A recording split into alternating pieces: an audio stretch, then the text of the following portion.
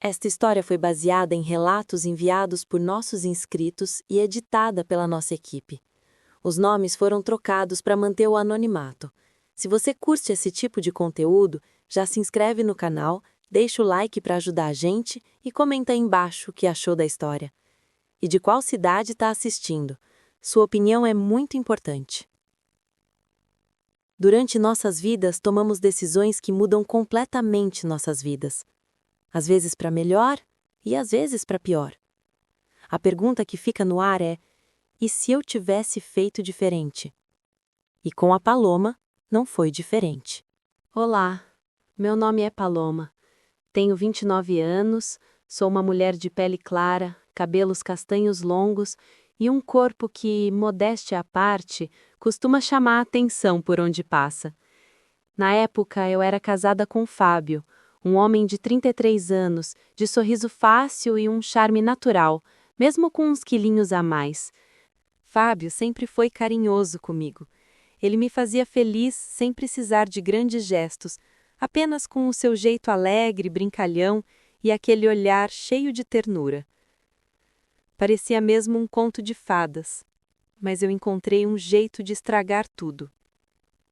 Antes de conhecer Fábio, eu confesso, era uma mulher, digamos, perigosa. Nunca levei relacionamentos muito a sério. Mesmo nos tempos de escola, bastava meu namorado dar uma escorregada e eu já buscava consolo nos braços de outro. Na vizinhança, desde muito nova, meu apelido era A Perdida, e, para ser sincera, eu fazia jus a ele.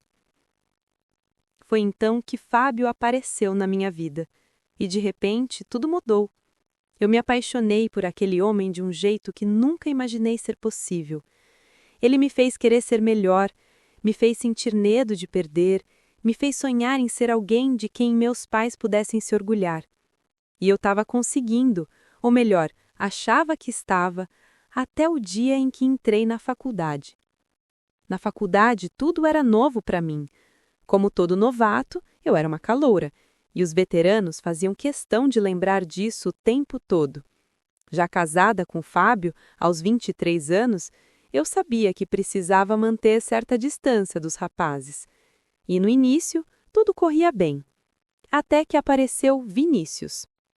Vinícius já era veterano, daqueles que têm presença, que falam e todos escutam. Tinha um ar confiante, quase provocante, e, confesso, era irresistivelmente atraente. Branco, uma barba bem desenhada, o jeito leve, brincalhão e carismático dele me fazia lembrar alguém.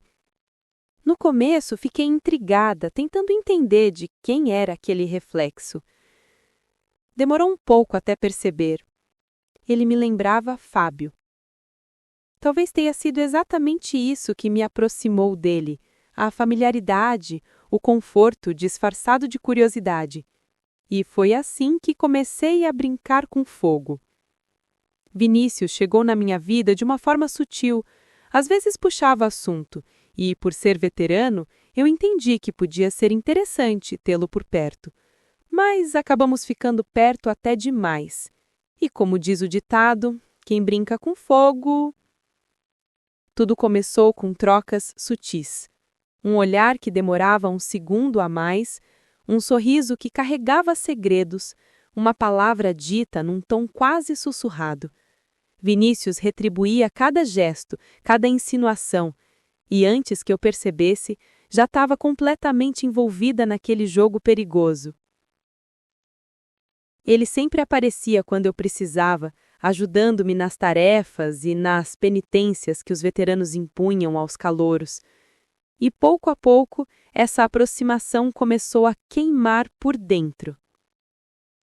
Vinícius foi um dos poucos homens capazes de me fazer sentir assim, viva, em chamas, dividida entre a razão e o desejo. Cada brincadeira, cada toque de leve, cada frase com duplo sentido era como uma fagulha acendendo algo que eu tentava apagar. Eu me via em uma encruzilhada, ser a esposa fiel e dedicada de Fábio ou ceder ao chamado de algo mais intenso, mais proibido. O meu eu antigo, aquele que eu acreditava ter enterrado, começava a despertar lentamente. Os dias foram passando e a presença de Vinícius começou a me afetar de maneiras que eu não queria admitir. Ele estava em todos os lugares, no corredor, na biblioteca, até no refeitório, sempre com aquele sorriso de canto, como se soubesse exatamente o que provocava em mim. Eu tentava evitar, fingia que não via, mas bastava ouvir a voz dele que algo dentro de mim estremecia. Era como se o ar ao redor mudasse, como se cada palavra dele carregasse uma promessa silenciosa. Às vezes, ele se aproximava por trás enquanto eu estudava e sussurrava algo banal, mas o som da voz dele, tão perto da minha pele, fazia meu corpo inteiro reagir. Eu me odiava por isso, por sentir, por desejar, por pensar em outro homem que não fosse meu marido. Quando chegava em casa, Fábio me recebia com o mesmo carinho de sempre, os mesmos beijos tranquilos, o mesmo amor genuíno. E era justamente isso que me dilacerava por dentro. Como eu podia amar tanto um homem e ao mesmo tempo ser atraída por outro? Vinícius parecia perceber minha luta interna. Às vezes apenas me olhava, sem dizer nada. Havia algo naquele olhar, não era pura provocação. Era como se ele enxergasse além das minhas defesas, como se soubesse o que eu tentava esconder até de mim mesma. Com o tempo, Vinícius e eu alcançamos um nível de intimidade que já ultrapassava todos os limites do aceitável. Ele tinha meu número de telefone e, às vezes, mesmo quando eu estava em casa com Fábio, as mensagens dele apareciam na tela, cheias de provocações, insinuações, palavras de duplo sentido. A cada toque do celular, meu coração acelerava. Era uma mistura perigosa de medo e prazer. Aquela adrenalina, aquele frio na barriga, eu não apenas sentia, eu gostava. E, de alguma forma, comecei a me viciar naquela sensação proibida.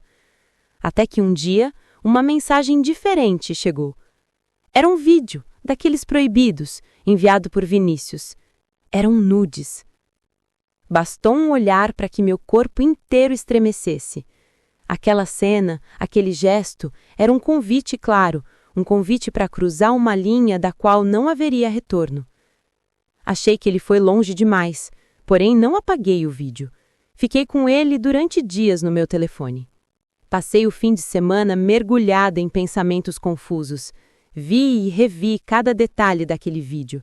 Era como se uma parte de mim, a que eu acreditava ter deixado no passado, tivesse despertado novamente. Quando voltei para o campus, minha mente já estava completamente corrompida. Eu não queria só ver, eu queria tocar. E as coisas saíram do controle. Mandei uma mensagem para ele mesmo ele estando perto de mim. Ele, sentado em sua carteira, leu e me olhou acenando a cabeça, positivamente. A mensagem dizia: "Me encontra na biblioteca." Ao chegar lá, ele já sabia o que eu queria e simplesmente me puxou pelo braço e me beijou. Eu simplesmente não resisti. Cedi. Deixei acontecer. Era o que eu queria. Aquele dia ficamos só no beijo, mas nem ele nem eu queríamos parar. E em uma sexta-feira, quando eu estava indo para minha casa, um carro buzinou. Era Vinícius. "Quer dar uma volta?" "Dar uma volta? Para onde?" Respondi. No fundo, eu sabia onde essa volta iria terminar. "Surpresa!" ele respondeu. Entrei e fui com ele. Não teve cerimônia. No segundo retorno da rodovia tinha 2 caminhos, retornar para o campus ou entrar num motel. Ele pegou a segunda opção, e eu não contestei. Simplesmente aceitei o que vinha pela frente. E quando percebi, já era tarde demais. O erro havia acontecido. Durante o ato, foi intenso, inebriante. Foi bom, eu confesso. Mas o depois foi devastador. A culpa veio como uma onda pesada, sufocante. Voltei para casa e não consegui encarar Fábio. Cada sorriso dele era uma lâmina me cortando por dentro. Eu o evitava, inventava desculpas, fugia do toque e do olhar dele. Mas inevitavelmente a noite chegava e eu tinha que deitar ao lado do homem que eu traíra. Jurei a mim mesma que seria a última vez. Mas não foi. As recaídas vieram, silenciosas, envoltas em desculpas e ilusões. Eu vivia uma vida dupla, uma mulher dedicada em casa e outra completamente diferente no campus. Achei que podia sustentar isso, até o dia em que o destino resolveu me confrontar. Era o nosso aniversário de casamento.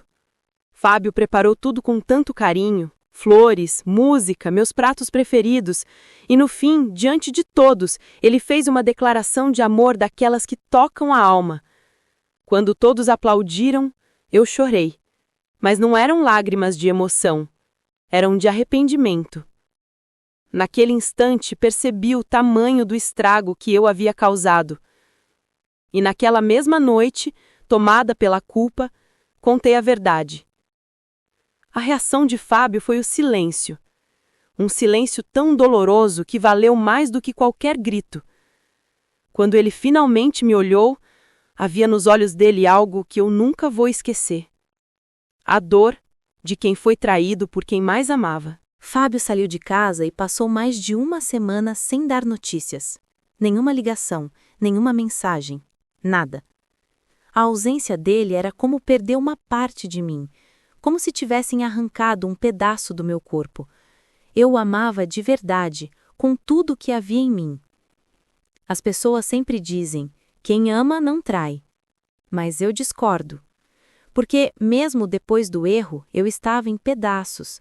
A dor da culpa e da perda me consumia a cada segundo.